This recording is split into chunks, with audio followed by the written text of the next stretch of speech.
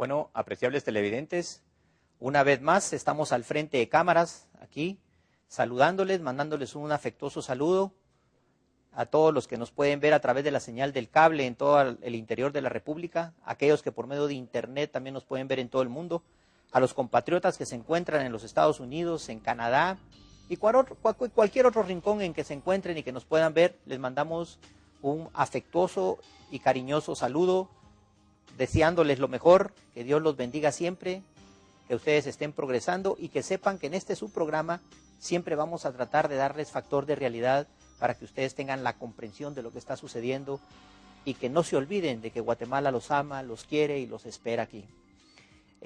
También les mando un saludo del licenciado y capitán Rafael Rodmanchán, el cual pues actualmente todavía se encuentra en las comunidades trabajando y siempre se acuerda de ustedes y me recuerda que yo les dé un saludo y que no nos olvidamos de ustedes, que siempre vamos a estar tocando los temas de interés y aquel apoyo que la población necesita, su programa y su canal se los estará dando.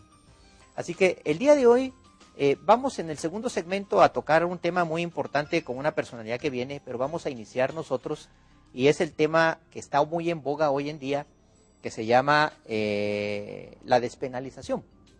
La despenalización es un proceso que ha tenido mucha convulsión actualmente y que ha venido en una manera a catapultar la existencia de nuestro mandatario. Es pertinente tocarlo porque para poder inmiscuirse en este tema nosotros necesitamos personas que estén bien empapadas de la situación a nivel social, a nivel político y a nivel económico. También es importante saber cuál es la agenda estratégica del hegemón mundial, o sea, de los Estados Unidos, para este tipo de proyectos, este tipo de programas, para que nosotros, en base a ese eje, podamos tomar también las decisiones que nos dan mayor supervivencia en nuestro país. Eso, al verlo así nomás, podemos estar paliando. Una persona que se sumerge en un pantano, se empieza a mover, y puede hundir a los demás y en el peor de los casos, como no se sabe mover, hundirse a sí misma. Así que es muy importante porque nosotros tenemos la responsabilidad como medio de comunicación de trasladar la objetividad y la verdad. Y el presidente tiene también la responsabilidad de una nación entera. No es simple y sencillamente de tratar de ganar un protagonismo o de tratar de vender una idea. Es cierto, hay muchos compromisos. Definitivamente el hegemón mundial, probablemente este tipo de capitales los utiliza no solo para manipuleo de ideologías en diferentes países, sino también para socavar soberanías. Y recuérdense que se los dijimos, hay tres cosas que no son materia de negociación. Una, la soberanía. Primero, la vida. Segundo, la soberanía. Y tercero, la libertad. Esas cosas no las podemos someter a negociación de ningún tipo. Entonces tenemos que evaluar nosotros dentro de esa estrategia qué efectos va a tener esto a nivel económico y a nivel político. ¿Qué incidencia va a tener sobre el cambio sobre nuestra moral, sobre nuestra espiritualidad y sobre el comportamiento social? ¿Qué sociedad queremos? Es la pregunta. ¿Qué sociedad necesitamos? Es la otra. Ahora, ¿será que procede la despenalización del tráfico y la producción de droga? ¿O será que nos vamos a quedar nosotros o vamos a iniciar con la despenalización del consumo, de la tenencia y del suministro? Cualquiera de las dos o de los dos aspectos que nosotros pretendamos despenalizar es la puerta. Óigase bien, es la puerta para empezar a manipular un caos. Si nosotros no somos conocedores de esta debacle social, definitivamente no vamos a poder entrarle de lleno a la temática. Mucha gente me ha dicho y me dice, mire, pero es que, mire México. México está fracturado, ha tenido una guerra donde hay más muertos que en toda la historia. El narcotráfico no se puede con él. Se metió a una guerra el presidente Calderón que no sabía las magnitudes. No es cierto. No es cierto. Si los medios de comunicación no toman la responsabilidad que deben de tener como medio social, como producto de crear la libertad a través de la verdad en los seres humanos, definitivamente se empiezan a convertir en el arma ideológica de la muerte y creando la crisis de la humanidad por la violencia. Porque todas esas informaciones son manipuladas. En el proyecto federal de los Estados Unidos para poder hacerle una encerrona al narcotráfico en México, definitivamente ellos vendieron el proyecto, el presidente Calderón lo ejercitó y su ejército está muy bien calificado y definitivamente ellos tuvieron que haber actuado en un momento dado. Pero ¿qué van a hacer si en un momento determinado el gobierno de los Estados Unidos o facciones del gobierno de los Estados Unidos venden armamento a los grupos de narcotráfico y de terrorismo en México? Combatieron y definitivamente empezaron a sacar más de 250,000 fusiles. Entonces quiere decir que son 250,000 personas más a las cuales les están armando y les están engrosando las vías del narcotráfico. Eso es difícil, el tema no se puede tocar solo y decir, sí, ya fracasaron, no pueden. Si ellos que tienen un ejército muy profesional y muy grande no pueden, mucho menos vamos a poder nosotros. ¿Quiere decir que nosotros ya perdimos sin haber luchado? ¿Quiere decir que nosotros ya nos sometimos? Entonces vamos a pasar a la fase de la administración del crimen, de la administración de la droga. ¿Sí? En último de los casos, pues empecemos por despenalizarla. No lo miremos solo como un factor económico. No lo podemos ver como un factor económico. Lo comparamos con el tiempo de cuando Al Capone y se le legalizó el uso del licor y definitivamente eso cambió. Es otra, lo dijimos la vez pasada, es otra época, otra cultura, otra economía, otros intereses, ¿sí? Y no era el licor de ninguna manera, era producido adentro. ¿Sí? Era producido adentro y el que venía de afuera pues también era competencia para el licor que estaba produciéndose adentro y estaba en manos de la mafia. Eso era, ¿qué quiero decir con esto? Las drogas psicodélicas, las drogas sintéticas, son superiores al ácido cannabinol o al ácido silérgico. Este tipo de droga lo que va a hacer es que va a ser presa de su mente, presa de su ¿cómo se llama? De su integridad, de su decisión de conciencia. Y se va a automatizar, se va a adormecer. Y todo lo que se dice cuando la persona está en un estado de semi-inconsciencia produce una sugestión imperativa o una orden poshipnótica cuando el analizador está trabajando en una entidad consciente. Entonces después no sabemos por qué mató al hijo y lo suicidó. ¿Por qué robó? ¿Por qué asesinó a fulanito? ¿Por qué se metió en problemas? Porque no es consciente. Eso es lo que nos trata de hacer, llevarnos a un país de zombies. Seguimos en el proceso de la guerra de la cuarta generación, que es la cooptación y manipulación de las mentes de los seres humanos.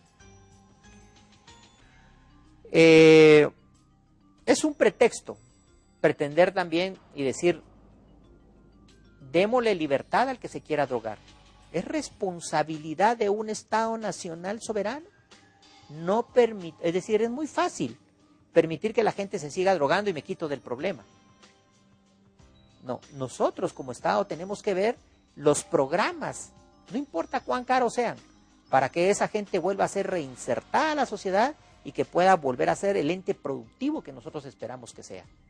Por alguna falla cayó. Y si esto se legaliza, otros van a caer. Abuso en las drogas, no solo las drogas prohibidas como las de hasta ahorita, hay. Imagínense, ¿qué me pueden decir ustedes de las drogas, de los psicotrópicos que existen para que los niños puedan estudiar más? Lo que recetan, un suicidio nacional, estamos hablando del Ritalin, del Sosegón, del Desoxin, drogas que manejan el comportamiento humano el comportamiento de los niños para que puedan estudiar, porque los etiquetan de hiperactividad, de hiperquinesis, de dislexia, de disgrafia, una serie de síntomas que los están diagnosticando, déficit de atención. Entonces dicen, con esta droga ellos van a sentirse mejor. ¿Por qué? Porque no tienen el producto final valioso para que ese niño, que tiene un random meeting muy elevado, pueda estar en un momento haciendo un dibujo y oyendo la clase y respondiendo a la vez. Entonces el juego que le ponen los catedráticos para ellos es un juego muy pequeño, por lo que ellos en un momento dado deciden que no tienen nada que hacer. Entonces tenemos que volverlos y adormecerlos. Y la consecuencia final de este tipo de drogas, según el manual del FDA de los Estados Unidos, es la muerte. Es la muerte, y es lo que ha llevado no solo el pooling que hablan ahora, a esos asesinatos en masa de personas que bajo la sugestión imperativa actúan porque ha sido cooptada su voluntad a través de los hipnóticos.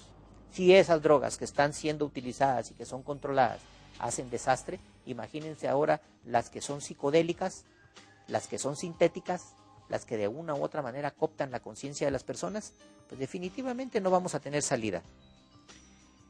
Esta crisis de la humanidad por la violencia nos lleva a hacer una reflexión y decir que nosotros no podemos tomar una decisión sin medir esos factores. Es atingente discutir esto porque son sumas que restan, se puede convertir en algo muy delicado. Entendemos que el gobierno tiene compromisos, entendemos que el presidente tiene una gran presión, quiere hacer una lucha, ¿sí? Pero recuérdese que el bien y el mal existen. La destrucción no siempre es mala cuando contiene una creación grande atrás. ¿Cómo demando esto yo?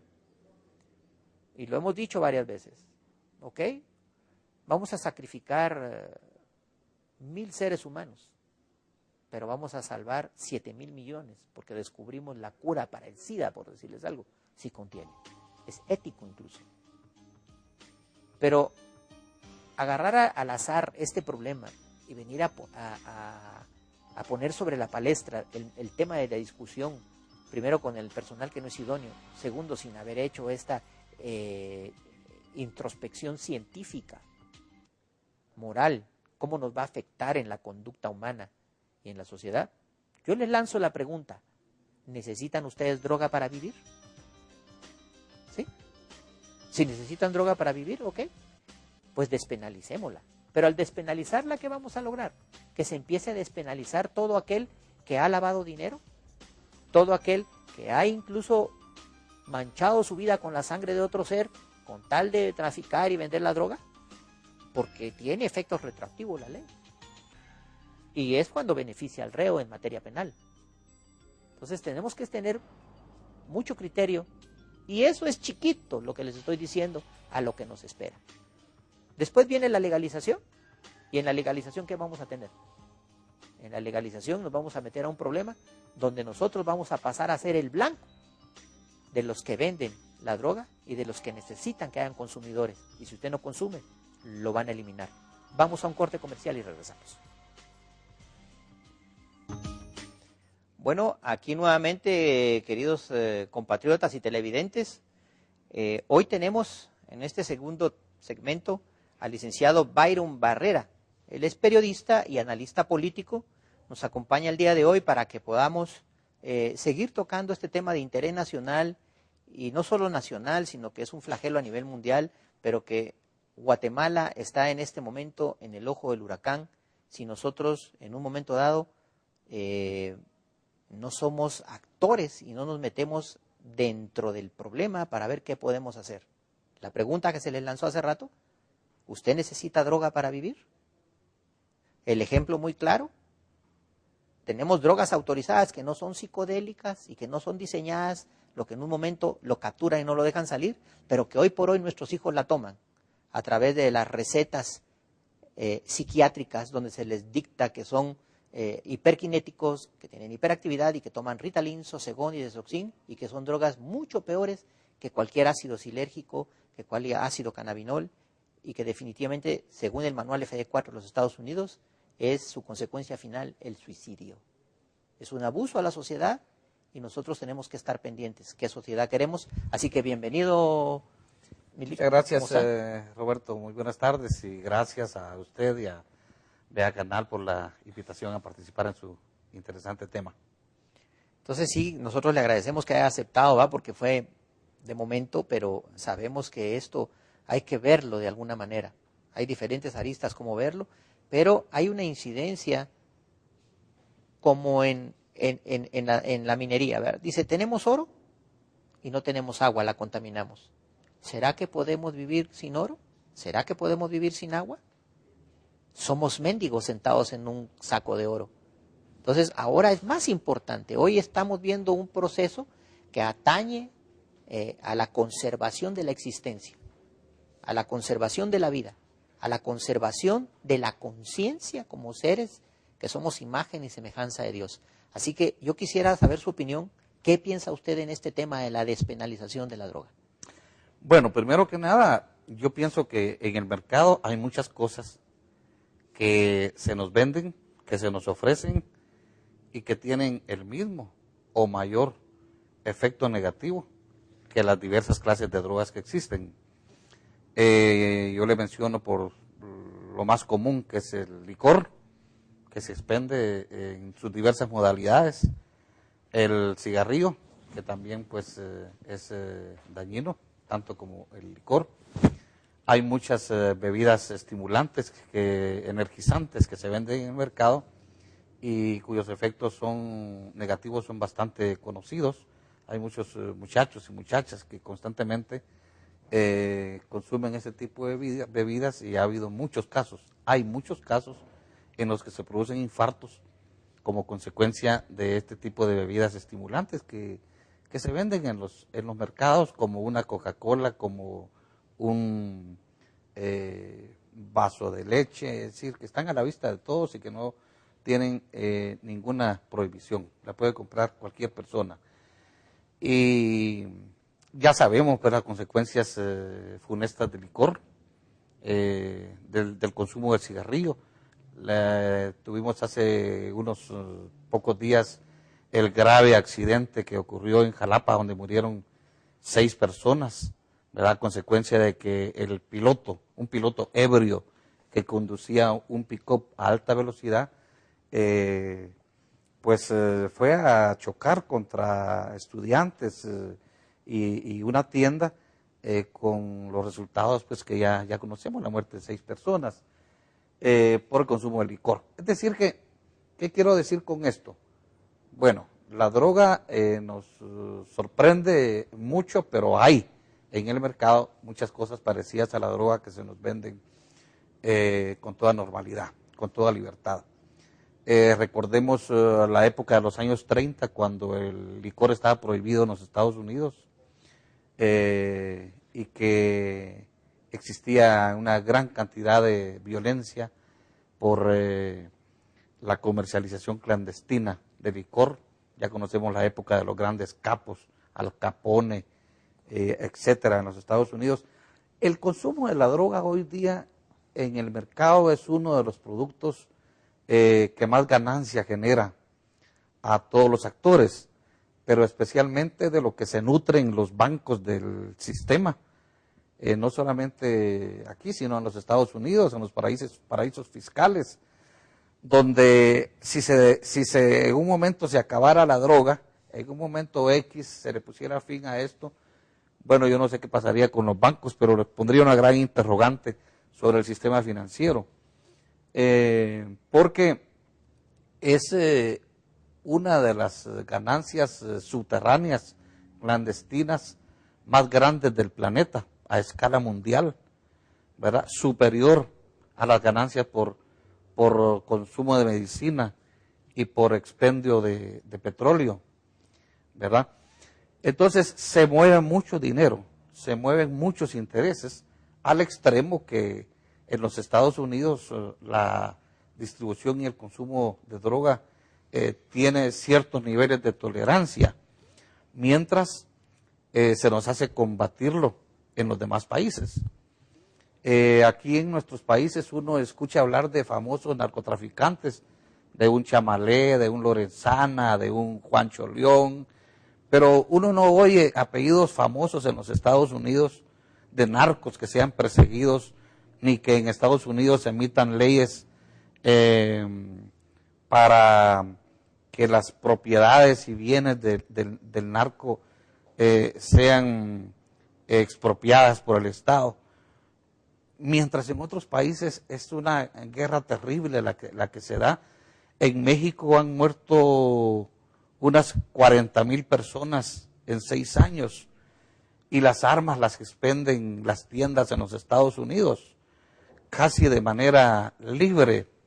Y esto es una queja constante del gobierno mexicano. Hace pocos días estuvo Felipe Calderón en la frontera con los Estados Unidos, en 2 o 3 ciudades de Estados Unidos, poniendo unos carteles gigantescos en inglés donde decían no más armas, y donde decía el presidente de México, Felipe Calderón, que hacía un pedido a los Estados Unidos, al Congreso de Estados Unidos, para que se emitan prohibiciones, regulaciones a la venta de armas en los Estados Unidos, porque en los Estados Unidos se venden armas de grueso calibre, desde pistolas de 38 milímetros o de 22 milímetros hasta armas ofensivas de guerra, que son las que utilizan las bandas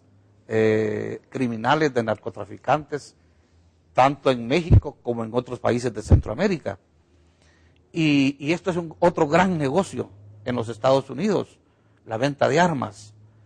Y vaya usted a proponer en los Estados Unidos que se emite una regulación para la venta de armas y ya va a ver qué rechazo tiene esta regulación en los Estados Unidos, desde los medios de comunicación hasta los grandes grupos de presión en los Estados Unidos que pelean porque esta venta continúe libre, sin regulación alguna. De manera de que este asunto de la droga, pues, tiene tantas aristas, tiene tantos perfiles desde donde pueda uno hacer sus propios balances y decir, bueno, ¿qué hacemos nosotros en estos países donde, pues, más que todo el problema es el trasiego? Es cierto que en los pueblos ya se consumen cigarritos de marihuana, ya los muchachos y las muchachas ya consumen un poco de droga al menudeo, pero el problema del país, desde mi punto de vista, no es tanto de consumo, sino el problema es de trasiego, ¿verdad? Y este tema de la despenalización, pues es un asunto que resulta interesante, el debate, ¿verdad? Porque en Estados Unidos hay cierto tipo de droga que en algunos estados ya está permitido. Por ejemplo, en California. En California la marihuana ya es distribuida, comercializada con receta médica. Y hay muchas personas que se están tratando enfermedades y sobre todo dolor, toda clase de dolor que se trata pues con ciertas variedades de marihuana. Entonces, bueno, digo yo que el tema es interesante analizarlo, debatirlo, y qué bueno, a mí me alegra mucho que el gobierno actual, que el presidente Otto Pérez haya sacado este tema, aunque solo sea para que lo discutamos, porque es un tema que con frecuencia solo lo vemos a trasluz de cuando capturan grandes cargamentos de droga o cuando capturan grandes narcotraficantes como los que fueron capturados el año pasado o en periodos anteriores en Guatemala. Pero el trasfondo de todo esto es interesante debatirlo. Yo a veces siento que hay mucha hipocresía de parte de Estados Unidos en el combate a la droga, porque, bueno, yo pienso que en los Estados Unidos no se combate la droga como exige Estados Unidos que se combata en otras partes. Porque la droga en los Estados Unidos no entra solita, no se vende solita, no se distribuye solita. No, alguien la distribuye, alguien la recoge en la frontera y alguien la vende, y además hay instituciones donde se guarda este dinero porque no es menudeo, son millones de millones de millones de dólares que generan ganancia también en los bancos del sistema. Y estas ganancias, pues definitivamente han sido manchadas de sangre. Por supuesto. Es dinero que ha estado manchado. Ahora, a la hora de la legalización, de la despenalización, que es un camino a la regulación de este tipo de droga sintética y toda la que ha hecho el dinero del narcotráfico, esos que han contribuido a que el dinero manchado llegue y sea lavado, van a salir libres porque la ley es retroactiva y definitivamente si no hay delito que perseguir y si hay una despenalización, aquel que vendió droga y que drogó a un niño y que mató a alguien por entregar la droga, pues tendrá que salir libre. Sí. Es un tema muy, muy delicado. Usted decía debate. Yo me opongo un poco al debate. Hace rato yo les decía, hay 3 factores que no son materia de negociación. La soberanía, la libertad y el supremo, que es la vida. La vida no se puede negociar. Entonces, poner en debate algo que ante un pueblo tiene la capacidad de discernir si es bueno o es malo, o si es correcto o incorrecto el consumo de la droga, definitivamente no habemos en ciertos sectores más buenos que malos. Van a tomar la decisión, pues, de hacer la fiesta y de consumir. Si aquellas que son reguladas nos han hecho daño, como son esas bebidas energizantes, porque no hay responsabilidad, en un caso de este tipo de drogas, donde va a cooptar la conciencia y la gente va a vivir adormecida, donde va a ser un hipnótico, como lo era el licor, pero un hipnótico que embrutece al ser humano, pero que esta vez no lo va a regresar a sus unidades y niveles de conciencia como verdaderamente tiene que estar, lo va a llevar hacia una sombra oscura, hacia darle una respuesta mala a nuestra sociedad y probablemente al exterminio de la propia especie humana. Vamos a un corte comercial y regresamos. Bueno, queridos televidentes, continuando con este tema tan interesante, me llama también la atención cuando se habla de que nunca se ha agarrado un capo o un narcotraficante extranjero, sino que normalmente, o sea, norteamericano, gringo, los grandes cabezones, sino que siempre son los pusher o los capos que empiezan a crecer o que por años dominaron el mercado en cualquier país centroamericano. Pero el hecho de que es justificar que nosotros digamos, ¿por qué no se agarran capos de allá si nosotros podemos llegar a ser una sociedad cerrada donde tengamos nuestras propias barreras de moralidad, de integridad, que está incluso a costa de nuestra propia vida, y no permitir que sean filtrados? ¿Por qué? Porque una sociedad alienada por la droga no tiene futuro. Usted tocó un tema muy importante que son los bancos. Yo siempre he dicho que uno de los crímenes, o de los primeros crímenes organizados en los estados nacionales soberanos, inclusive en nuestro país, es el sistema financiero. Para una prueba, en la década de los 90, en las selvas de Colombia, se reunió el presidente de la Bolsa de Valores, Richard Grasso, con Manuel Marulanda para proponerle que invirtiera en la Bolsa de Valores todo el dinero del narcotráfico. Sí, claro. Entonces, esto es delicado. ¿Por qué? Porque pasamos a ser un objeto más, no un sujeto de cambio. Usted es una pelota de billar que si sirve, la guardan y si no, la tiran. ¿Y qué es una pelota de billar? Un trozo perecedero de carne que se va a podrir. Entonces, ¿dónde están los valores? ¿Dónde está ese nivel de conciencia que nos da la comunicación con el divino? Si está enajenado por la droga. Entonces, no es solo de ver el proceso económico. Es cierto, el licor lo adormece, es un hipnótico. Al día siguiente usted y poco a poco lo va matando. Pero hay drogas que le cooptan la conciencia desde el momento en que la toma, que son las sintéticas, para que nunca más pueda salir de ella, porque es la presa del consumismo de la droga. Al consumir se acaban fortunas, pero lo mismo cuesta meterse a la droga que salir de la droga. Entonces, cuando usted decía el debate, yo pienso que esta situación no es de un debate y de ponerla en manos o en pústulas de gente que no conoce la materia y que solo está viendo una arista que es la económica o que solo está viendo una arista que es la necesidad del consumo.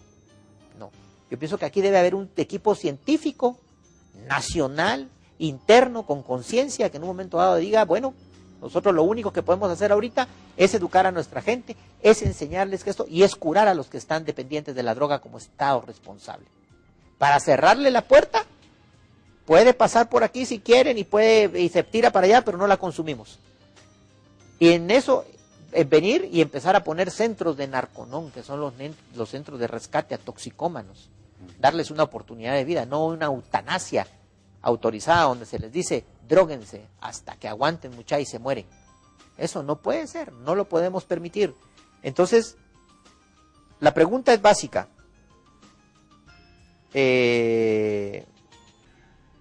¿Será que el presidente Otto Pérez obedece a una agenda? ¿O es una estrategia para catapultarlo?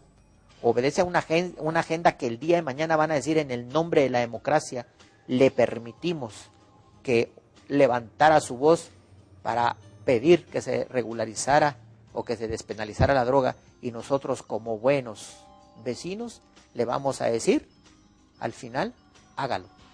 ¿Será eso? Bueno, el tema de la despenalización de la droga no es un tema nuevo. Esto, yo me recuerdo que uno de los primeros en hablar de la droga así fue hace muchos años Gabriel García Márquez. No tengo idea si 20, 30, 40 años, pero hace muchos años. García Márquez, cuando Colombia incluso estaba mucho más convulsionado política y militarmente, él decía que se buscara la manera de que la droga sirviera para pagar la deuda externa de Colombia. Entonces, ¿eso qué era? Bueno, decir, pues de alguna manera legalicemos y obliguemos a que los narcos paguen impuestos. Ahora, el tema del consumo, pues por supuesto, creo que desde el punto de vista religioso, desde el punto de vista moral, desde el punto de vista de salud, claro que hay que combatir toda la droga, claro que hay que combatir toda forma de drogadicción, incluyendo el licor, cualquier otra cosa, pero yo veo el fenómeno de la droga más como un problema de tipo político, ¿verdad? Creo que el consumo existe, pero hay que atacarlo como sistema a través de la educación, a través de la generación de empleo, a través de la dignificación de las formas de vida de las personas, a través del combate a la corrupción, a través del rescate de los valores éticos, morales, etcétera. Pero el tema de la droga en sí es un problema que tiene un alto porcentaje de hipocresía. Miremos la guerra en Afganistán. Es decir, todas las guerras en estos países han sido para salvaguardar las rutas del trasiego del opio hacia Europa. Como también en los años 80, aquí los aviones de Estados Unidos iban cargados de armas para las contras que atacaban al régimen de Nicaragua, y cómo esos mismos aviones de regreso iban cargados de droga. Esto fue un escándalo y en su tiempo pues fue investigado. Incluso Oliver North, que fue el dirigente de este trasiego declarado, casi declarado, de armas por droga, bueno, fue procesado en los Estados Unidos por esto. Entonces, ¿a qué voy? El tema de la droga tiene un alto componente de tipo político. Y esto pues tiene que ver mucho con el sistema financiero internacional, sobre todo con los bancos de Wall Street y los paraísos fiscales de Estados Unidos. Y cómo es justo que se combata, por supuesto, la droga, pero cómo también exigirle a Estados Unidos, que es el primer consumidor del mundo, que tome acción en este tema. Porque el año pasado, por ejemplo, aquí en Guatemala se presentó un proyecto de préstamo al Congreso por valor de 170 millones de dólares, que íbamos a pagar nosotros con nuestros impuestos, y esos helicópteros eran para perseguir al narcotráfico. Creo que eran 6 helicópteros los que se iban a comprar. Al final hubo cierta presión de los medios y ya nos endeudó el país por 170 millones de dólares para comprar estos helicópteros. Pero en ese tiempo uno decía, bueno, ¿y por qué esos 170 millones no se utilizan para comprarle un helicóptero al Ministerio Público?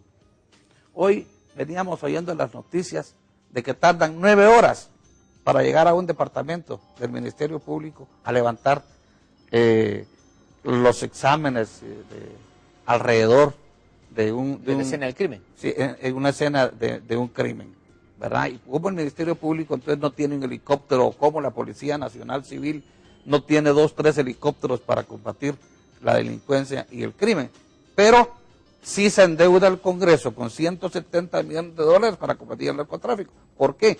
Si en el fondo Estados Unidos debe darle a estos países el financiamiento y las armas para combatir el narcotráfico, porque de otra manera nosotros, es decir, ¿dónde están nuestras prioridades?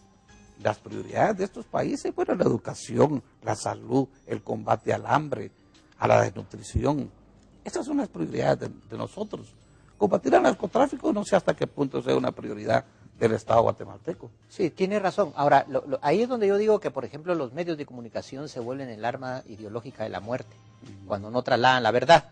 ¿A qué me refiero con esto? Usted tocó un tema importante que fue cuando el Congreso no permitió la compra de unos aviones que iban a servir para, puede ser el combate al narcotráfico o infinidad de cosas para resguardar el territorio nacional. Creo que eran Tucanes que lo Sí. decía. ¿Qué sucede aquí? Aquí habían 2 ofertas. Una oferta de proveedores de los Estados Unidos, donde por 178 millones, creo, de dólares, nos iban a dar, creo que eran 9 aviones. Eran 6. Eran 6 aviones y una reparación.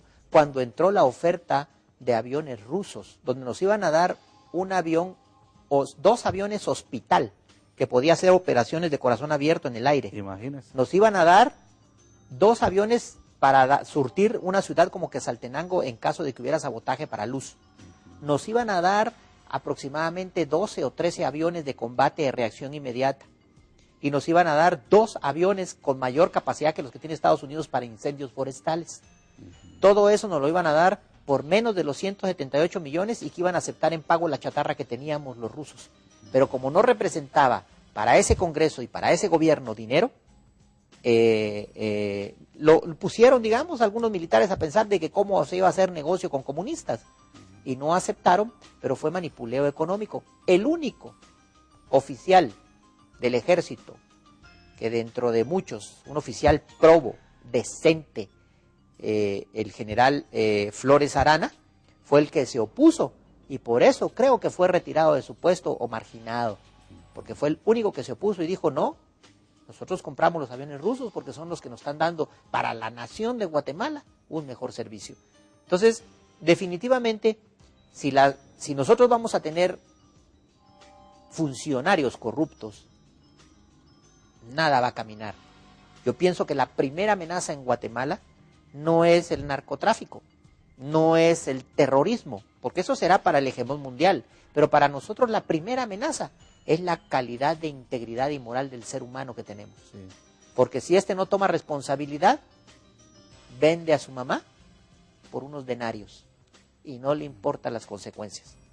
Es duro, y quiero hacerle una pregunta. ¿Cómo ve usted la posición de nuestro canciller Harold Caballeros? Cuando, a mi punto de vista, él viene y por lograr la despenalización, toca el tema de la protección del TPS para los migrantes, pero viene y dice, vamos a vincular las armas que van a dar para el ejército de Guatemala, las vamos a vincular con ¿cómo se llama? Con la despenalización. Craso error y medida draconiana para mí. En 2 minutos contésteme lo que estamos sobre el tiempo. Bueno, sí, es poner en la balanza dos cosas totalmente contrapuestas, ¿verdad? Y poner un condicionamiento al régimen migratorio del TPS, pues a cambio de un tema, pues que no sé si tenga la misma importancia, creo que no. Creo que el TPS Guatemala lo debe exigir casi como una compensación no solamente a la política antinarcóticos del país, sino también como compensación a ciertos hechos que han sido cometidos en Guatemala por la política estadounidense, como por ejemplo el caso de los guatemaltecos que fueron enfermados de sífilis y otras enfermedades venéreas a propósito para hacer experimentos, o el mismo tema de la invasión a Guatemala en 1954. O sea, nada debe ser vinculante, porque definitivamente el prestarnos a nosotros armamento o que nos liberen el embargo que hay para una y para otra cosa, no debe ser vinculante. Así es. Definitivamente yo pienso, primero lanzo la pregunta, ¿necesitamos droga para vivir? Definitivamente no. Nos tenemos que tener a la merced del narcotráfico, de arriesgarnos a que nos obliguen a consumir la droga porque ellos necesitan habilitar un mercado. Es una irresponsabilidad que a la sociedad se le abandone en ese camino. Y 3, la impunidad, ¿quién la ostenta? La ostentan las cabezas, la ostenta el funcionario que está arriba, la ostenta la autoridad que está dirigiendo y que en un momento dado puede manipular la sobrevivencia de los seres humanos. Entonces, definitivamente hemos tocado un tema muy grande, lo vamos a seguir tocando, yo le agradezco y probablemente lo dejamos para la próxima y que en la próxima logremos tener otras 2 personas que vamos a invitar para que toquemos este punto con una responsabilidad científica, con una responsabilidad que nos lleve a un cambio y que nos haga tomar la realidad sobre lo que nos puede pasar. No nos podemos someter definitivamente a políticas obstrusas. Yo diría, quisiera que usted aprovechara un minuto para despedirse de los televidentes y darles un mensaje. Bueno, pues a mí me alegra mucho que este tema se discuta por los medios de comunicación de forma abierta, como lo estamos haciendo nosotros. Creo que es un tema que debe ser discutido con más amplitud, porque es un tema que existe, es un tema real, es un problema además muy real, muy concreto que existe en la sociedad guatemalteca, sobre todo en el área rural, donde pienso que hay muchos fenómenos de corrupción alrededor del tema de narcotráfico, del tema de lavado de dinero, y donde desafortunadamente hay autoridades y hay políticos que se prestan para manejar conjuntamente estos intereses con conocidas personas que hacen negocios o que tienen negocios encubiertos en los municipios de Guatemala, y esto ligado pues al tema corrupción que se da mucho y que por supuesto todos estamos comprometidos a combatir. Muchas gracias, licenciado. Pueblo de Guatemala que nos escucha, vamos a redundar en esto, vamos a dar la misión cuál debería de ser, y que Juan Pablo II la dijo en 1992 en República Dominicana, en la última conferencia del CELAM.